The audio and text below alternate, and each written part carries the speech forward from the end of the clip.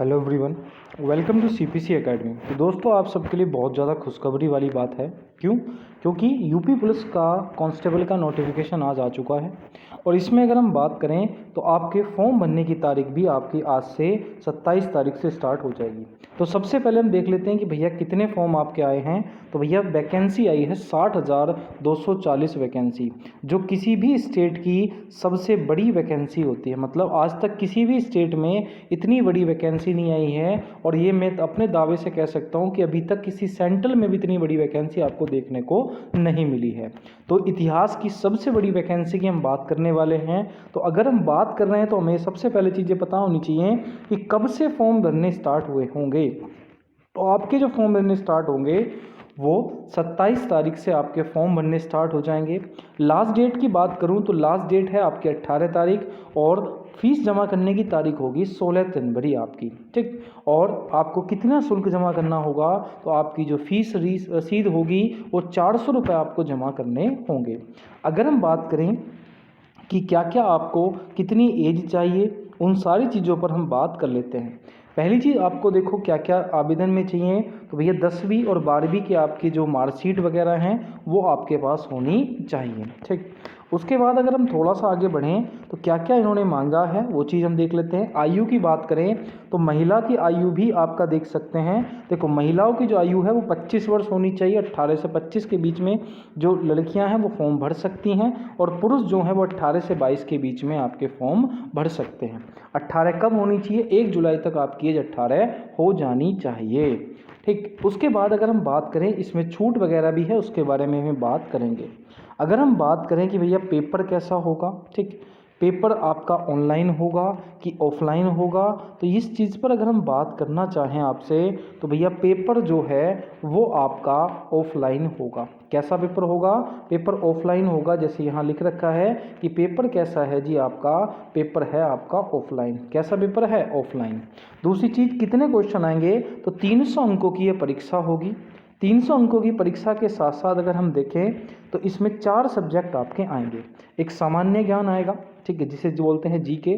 सामान्य हिंदी आएगी, ठीक। उसके बाद रीजनिंग वगैरह आएगी और आपका मैथ्स वगैरह आपका आएगा। मतलब टोटल 150 क्वेश्चन आपके आएंगे, जिसमें से एक क्वेश्चन आपका 2 नंबर का होगा। मतलब ये परीक्षा कितने अंकों की होगी जी? आपकी 300 अंकों की होने वाली है। निगेटिव मार्किंग की बात करूं तो 1/4 होगी, मतलब 1/4 आपकी होगी।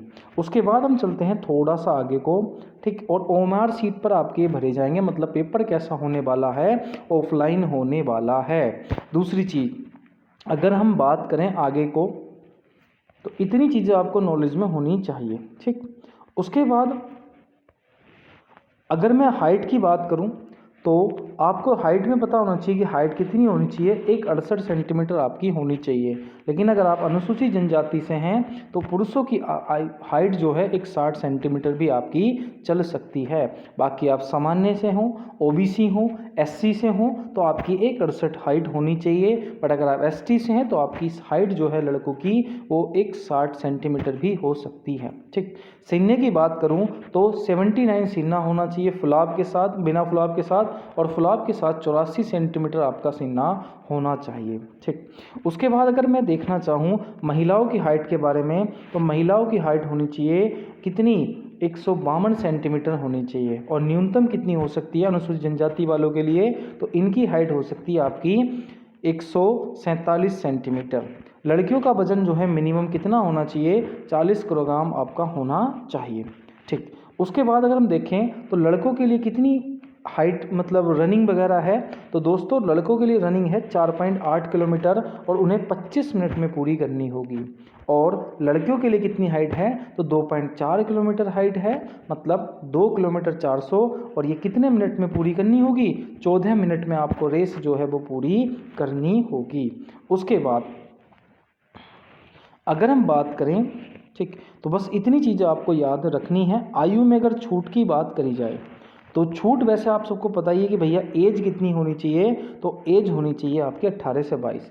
लेकिन अगर आप एससी से हों, ठीक है, मतलब अनुसूचित जाति से हो तो आपको 5 वर्ष की आपकी क्या मिल सकती है, छूट मिल सकती है। बट आपको क्या लगाना पड़ेगा, जाति प्रमाण पत्र आपको लगाना पड़ेगा।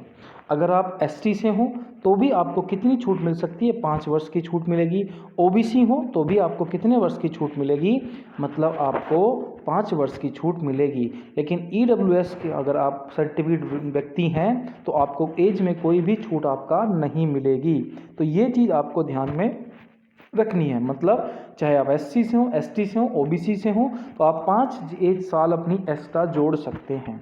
बस इतनी नॉलेज मुझे आपको देनी है। बाकी क्या क्या सिलेबस आएगा, कितने क्वेश्चन आएंगे, किस सब्जेक्ट के आएंगे, उसके लिए हम एक नेक्स्ट वीडियो बनाएंगे। और वो वीडियो ऐसी होगी कि अगर कोई बच्चा फ्रेशर भी होगा तो भी आपका यूपी कांस्टेबल में नौकरी ले लेगा। ये मेरा आपसे चैलेंज है। तो मिलते हैं नेक्स्ट वीडियो में, तब तक के लिए जय हिंद, जय भारत।